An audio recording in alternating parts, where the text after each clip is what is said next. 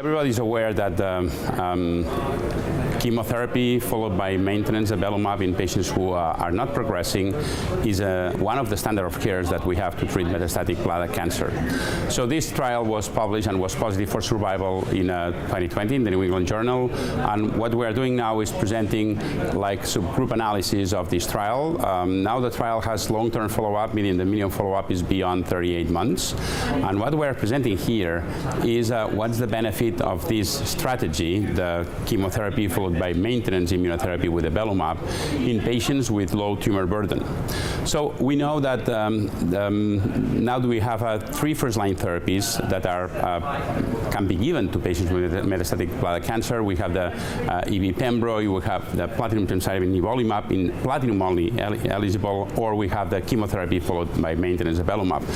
There are areas of the world that not all these treatments are available. And then I believe it's very important just to identify which patients might benefit of strategies that maybe are much more easy to get access, like giving chemotherapy, cisplatin gemcitabine or carboplatin gemcitabine, followed by maintenance Avelumab.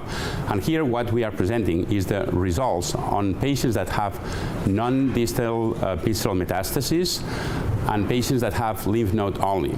What we have seen is we're giving chemotherapy followed by maintenance Avelumab. The benefit of Avelumab is seen, and we see a median survival of 31 months and beyond. And this is quite similar of one of the other phase III trials, meaning that if you carefully select the patients, maybe you are able to provide the same benefit as with other strategies.